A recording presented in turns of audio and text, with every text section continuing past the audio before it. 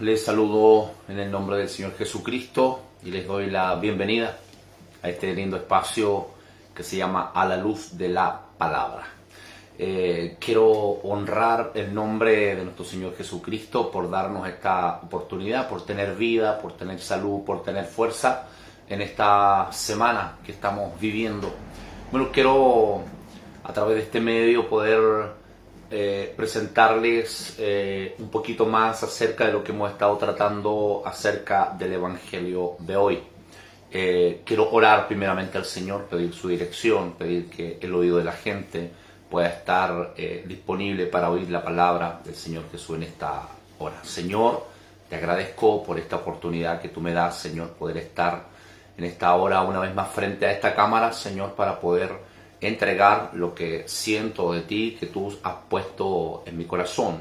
Señor, en esta hora quiero pedir por cada persona que va a oír este mensaje, que ha oído los mensajes anteriores y le han sido de bendición en su vida. Señor, gracias por todo, gracias por tanta bendición para nosotros. Quedamos en esta hora listos y dispuestos para recibir lo que tú tienes para nosotros en el nombre de Jesús. Amén y amén. Muy bien, quiero rápidamente hacer un pequeñísimo repaso de lo que hemos hablado acerca del Evangelio de hoy. En un primer capítulo hablamos acerca de Gálatas capítulo 1, versos 6 al 8, donde habla acerca del Evangelio y dice que hay muchos que han querido y han tratado de pervertir el Evangelio. No es que haya otro, dice, sino que han tratado de pervertir, de forzar el Evangelio. Pero ahí la invitación del apóstol Pablo es a que debemos mantenernos. Y también estuvimos hablando que hay unas ciertas teologías que han estado hoy día en boga y que han estado muy creciendo en medio del pueblo evangélico, que son teologías que tienen que ver unas con la prosperidad, otras que tienen que ver con distintas ideologías cristianas que han venido y han entrado fuertemente en el Evangelio, pero especialmente hay una que ha tomado mucha fuerza en el último tiempo y que ha entrado con todo en las iglesias, sobre todo en nuestro país, y que tiene que ver con una teología que habla del liberalismo, una teología que enseña el liberarse de tantas cosas que muchas veces nos privamos, que habíamos dejado, que habíamos abandonado, que tenían que ver con el viejo hombre, con la vieja mujer, que tenían que ver con el mundo, y hoy día se están liberando y están caminando muy libremente, sin restricciones, sin apegarse a la palabra de Dios, que es lo más importante. Estuvimos hablando de eso, mucho hablamos de eso en el capítulo anterior, acerca de eso, pero también tratamos y vimos y dijimos que detrás de toda práctica del Evangelio había una teología, que es la que afirma lo que se cree. Y también hablamos específicamente en el capítulo anterior, hablamos acerca de un evangelio moderno, el que se está viviendo hoy, que es un evangelio amoldado por el mundo. O sea, el molde del evangelio de este tiempo es el mundo, y se está imitando mucho al mundo en sus acciones, en su manera de vestir, en la manera de cantar, en todo aquello, en la manera de adorar, se está imitando mucho al mundo. Y eso es lo que Pablo advierte en Romanos 12, verso 1. Que presentéis vuestros cuerpos en sacrificios vivos. Tenemos que presentarnos en sacrificios. Hay cosas que hay que dejar, hay cosas que hay que obligarnos a dejarlas. No podemos seguir al Señor con todo lo que traíamos del mundo. Hay cosas que hay que renunciar. Y dijimos que Pablo escribió a los Romanos en el capítulo 12, donde dice: no os amoldéis a este mundo. Que el molde no sea el mundo, ni sus valores, ni su cultura, ni sus modas. Todo eso lo hablamos en el capítulo anterior, que está aquí en Jesús Puerta de Escape, todo ese material. Hoy quiero hablarles acerca de algunas definiciones de lo que es el Evangelio. El Evangelio verdadero, porque ya hemos hablado en 2 capítulos anteriores del Evangelio liberal, ese Evangelio que está transgiversando cosas y está relajando el camino, y hemos pasado de libertad al libertinaje, que es un extremo que no queríamos llegar, pero lamentablemente se está viendo aquello hoy día. Entonces, ¿qué es el Evangelio? Mira esta definición de Romanos 1. Dice que el Evangelio es poder de Dios para salvación. Algo que probablemente lo hemos leído más de una vez. Y tal vez lo cantábamos también en un corito antiguo que decía: no me avergüenzo, no, del Evangelio, porque es poder de Dios para salvación. Lo cantábamos también. Pero también mira esta definición que me ha gustado mucho acerca del Evangelio.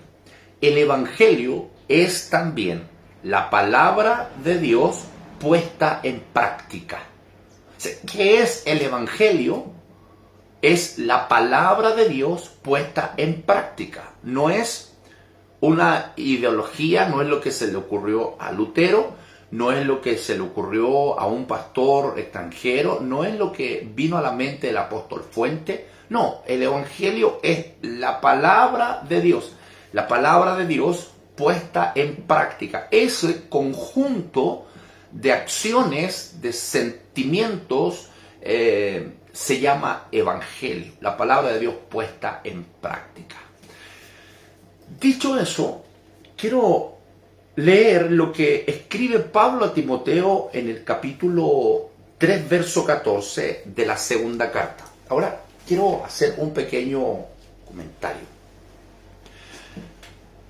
Cuando la Biblia, la palabra del Señor, fue editada, fue escrita, digamos, llevada al papel como lo tenemos hoy, hubieron hombres de Dios allí que estuvieron presentes haciendo toda esta acción. Pero también se hicieron separaciones entre capítulos y versículos en la Biblia. Y en muchas ocasiones se separó un capítulo de otro, aun cuando el capítulo siguiente estaba hablando exactamente lo mismo del anterior, o sea, continuaba hablando. Entonces da la impresión que hay capítulos de la Biblia que no debieron ser separados, porque continúa exactamente lo mismo diciendo. Y ese ejemplo, ese caso, es 2 de Timoteo 3 y 2 de Timoteo 4. Cuando usted lee el final del capítulo 3 y el principio del capítulo 4, se dará cuenta que no hay un corte allí, sino que da la impresión que fuese un mismo capítulo. Y así dice, se lo voy a leer tal cual como lo he leído, juntando los dos capítulos para que usted se dé cuenta cómo se nota que no hay separación. Dice así, verso 14 del capítulo 3 de la segunda carta de Pablo a Timoteo. Pero tú persiste en lo que has aprendido y te persuadiste, sabiendo de quién has aprendido, y que desde la niñez has sabido las sagradas escrituras, las cuales te pueden hacer sabio para la salvación por la fe que es en Cristo Jesús. Toda escritura es inspirada por Dios y útil para enseñar, para redarguir, para corregir, para instruir en justicia, a fin de que el hombre de Dios sea perfecto, enteramente preparado para toda buena obra. Te encarezco delante de Dios y del Señor Jesucristo, que juzgará a los vivos y a los muertos en su manifestación en su reino, que prediques la palabra, que instes a tiempo y fuera de tiempo. Redarguye, reprende, exhorta con toda paciencia y doctrina, porque vendrá tiempo cuando no sufrirán la sana doctrina, sino que teniendo comezón de oír, se amontonarán maestros conforme a sus propias concupiscencias y apartarán de la verdad el oído y se volverán a las fábulas. Pero tú, sé sobrio en todo, soporta las aflicciones, haz la obra de evangelista, cumple tu ministerio. Fíjese cómo uno lee la parte final del capítulo 3 y el principio del capítulo 4 y no hay cortes, pareciera que fuera un solo capítulo. Sí que a veces es muy importante que cuando leas la Biblia y termines un capítulo, leas el principio del siguiente, porque probablemente continúe hablando exactamente de lo mismo. Y te va a servir mucho para predicar, para enseñar los versos que vienen al siguiente capítulo, porque hablan de lo mismo y muchas veces explican muy bien lo que estábamos leyendo en el capítulo anterior. Pablo aquí no está haciendo un simple sermón para Timoteo. Más bien está entregando una advertencia, porque Pablo ya está en su vejez. Él dice que está próximo a ser entregado, que ya está viejo, que ya está próximo a partir. Entonces está dejando una clara instrucción, advertencia al que continuaría después de él, que era Timoteo. Pablo tenía una gran preocupación, y lo leímos recién en el capítulo 4 de la segunda de Timoteo. La preocupación de Pablo en el verso 3, él dice, porque todo esto que te estoy diciendo, le dice, porque vendrá tiempo cuando no sufrirán, cuando no soportarán la sana doctrina, cuando no les va a interesar, cuando no les va a importar mantenerse en la sana doctrina. ¿Y qué van a hacer? Van a comenzar a amontonar para sí enseñadores, maestros falsos, que van a decirle lo que la persona quiere oír. Eso es lo que dice una de las versiones de este verso. Dice que lo que van a hacer es amontonar falsos maestros para que le digan lo que sus oídos quieren oír. Tú y yo nos vamos a la iglesia el domingo a oír lo que queremos oír. Vamos a oír lo que Dios quiere decirnos. Pero hoy día, lamentablemente, la gente está buscando iglesias, lugares, pastores que le digan lo que ellos quieren oír. Quieren que les digan que está todo bien, que pueden seguir así adelante, que no tienen para qué cambiar esas cosas. Eso es lo que la gente está buscando. Dice que eso es lo que la Biblia advierte, que van a amontonar para sí maestros, van a buscar personas que le digan lo que quieren oír para satisfacer sus deseos, para seguir viviendo como mundanos y esperando recibir una salvación. Eso está ocurriendo el día de hoy. Pero por eso Pablo hace toda la advertencia del capítulo 3 y del capítulo 4 a Pablo, porque le dice, la preocupación mía es que van a venir tiempos donde no van a soportar la sana doctrina. Entonces, Pablo aquí no está entregando un simple sermón, más bien está entregando una advertencia a Timoteo en cuanto a mantener la doctrina que había aprendido. Dijimos que el Evangelio es la palabra de Dios puesta en práctica. Entonces, ¿cuán importante es la palabra de Dios en el Evangelio? Que no hagamos cambios, que no la transgiversemos, no la suavicemos, sino que la prediquemos como está escrita. ¿Por qué es tan importante predicarla como está escrita? Aquí va. Dice, hoy nos enfrentamos a una gran cantidad de predicadores que están siendo tentados a cambiar las cosas.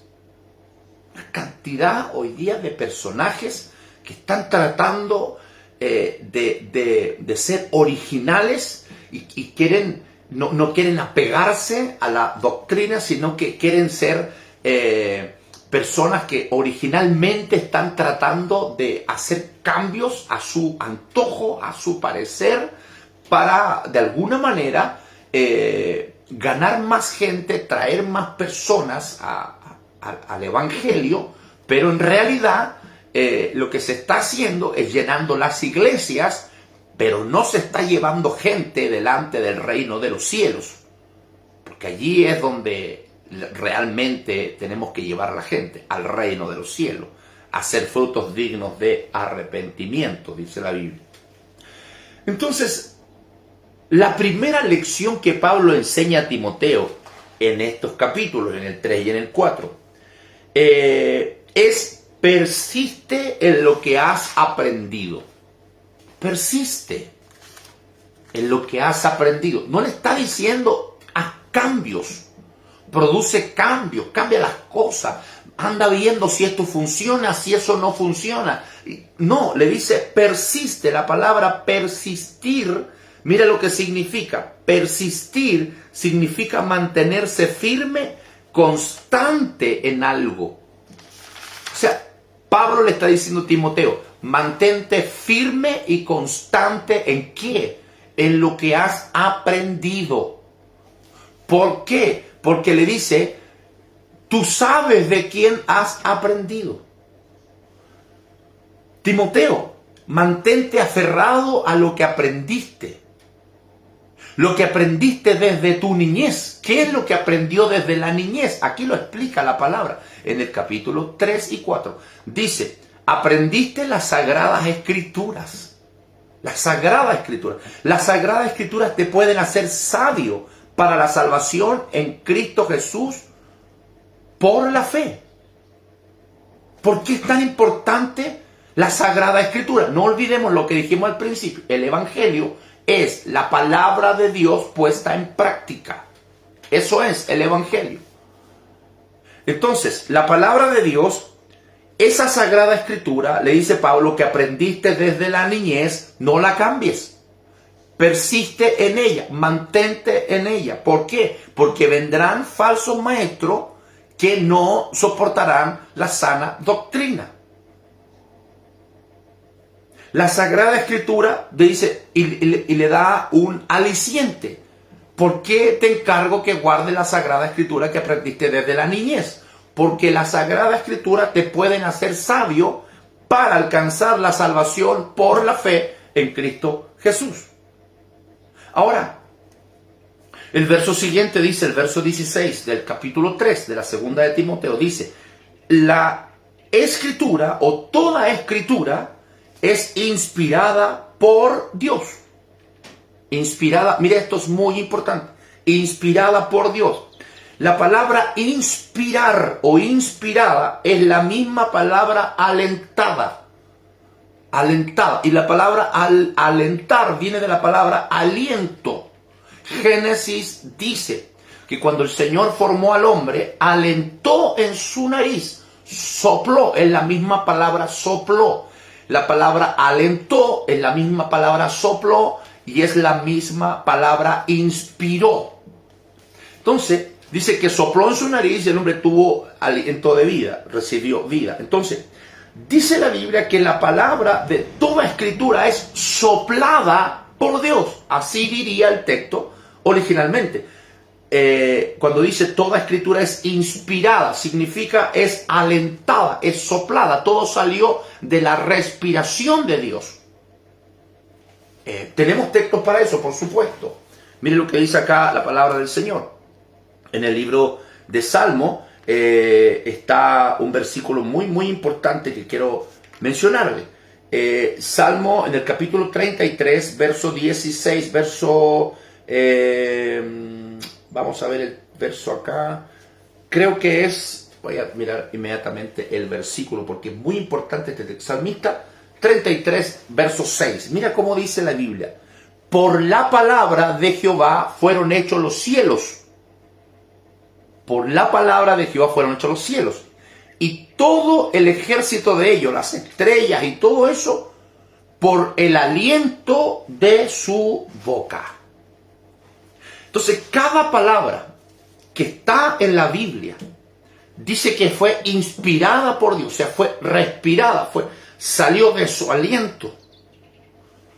No es llegar y cambiar la palabra. No es llegar y decir, no, es que esta palabra no, este verso no, este texto no, porque es la palabra, toda Escritura fue inspirada por Dios. Es más, mira cómo lo dice acá la palabra del Señor, un poco más clara la advertencia. Mateo capítulo 5, verso 18. Dice así la palabra del Señor. 5, verso 18. Dice, porque de cierto os digo, hasta que pase el cielo y la tierra, ni una jota, ni una tilde, dice, pasará de la palabra hasta que todo esto se haya cumplido. Ni una jota, ni una tilde dejará de cumplirse. ¿Por qué? Porque toda escritura es inspirada por Dios, o sea, salió de su aliento. ¿Cómo hoy día la gente se atreve a cambiar la escritura? Se atreven a cambiar los textos, se atreven a decir que ese texto ahora ya no importa, que ese texto ya no aplica, que ese texto hoy día no. ¿Cómo se atreven a eso? ¿Cómo se atreven a algo que la misma Biblia dice, ni una tilde ni una jota pasará? Porque toda esa tilde, esa jota, que es lo más pequeño tal vez en el abecedario. Fíjate esto, tomé este apunte que me pareció importante. Inspirada significa alentada, aliento, que sale de la boca de Dios. El salmista dice que por la palabra, por el aliento fueron hechas todas las cosas. Dice Mateo 5:18 que ni una jota ni una tilde pasará de la palabra que no se cumpla. Ahora, fíjate esto, la jota que leemos aquí en la Biblia es la palabra iota, I-O-T-A, que es la más pequeña letra del alfabeto griego, la iota, la más pequeña del alfabeto griego. El Señor está diciendo, ni esa letra, que es la más pequeña del alfabeto griego, no pasará. Si yo la dije, dijo el Señor, si yo la inspiré, si yo la soplé, si yo la alenté, ninguna de esas va a pasar. Y hoy día no tan solo le quitamos la jota y la tilde y los puntos muchas veces a la escritura, le quitamos versos completos por nuestra conveniencia. Por eso es que nos molesta tanto lo que está ocurriendo en este tiempo. Por eso es que nos molesta tanto las prácticas del evangelio que se está llevando hoy, porque se alejan de las bases, se alejan de la palabra. Y Pablo le advierte a Timoteo, le dice, Timoteo, esto va a pasar, van a venir falsos maestros, se van a amontonar, van a venir falsas prácticas, van a tratar de forzar el evangelio, lo van a liberar de tal manera que va a ser un libertinaje, un desorden. Hoy día es un desastre. Es un desastre lo que está pasando en las iglesias. Personas que hacen servicios, que cantan, que predican. Y uno ve que ni siquiera respetan a la gente que va a los servicios por la forma en cómo se visten. No están respetándose ni ellos, ni a la gente, ni menos están respetando a Dios. Pero ni una jota, ni una tilde, por pequeñas que sean, dice Dios, van a pasar. No pasarán. Entonces, dice, eso quiere decir que nosotros no podemos elegir de la Biblia las doctrinas que queremos creer. Por eso la Escritura dice, el texto que sigue dice que la Escritura es útil. ¿Por qué es tan útil? ¿Por qué la Escritura es tan útil? Porque es la palabra inspirada, respirada, soplada, alentada de la boca de Dios. No podemos cambiarla, no podemos transgiversarla, no podemos arreglarla, no podemos suavizarla, porque es la palabra de Dios. No es tu palabra, no es la palabra de un pastor, no es la palabra de un obispo, es la palabra de Dios. Es la palabra de Dios. Por eso es que debemos predicarla. Y el evangelio es la palabra de Dios puesta en práctica. Ya estoy cerrando. La palabra de Dios es útil. ¿Para qué? Para enseñar.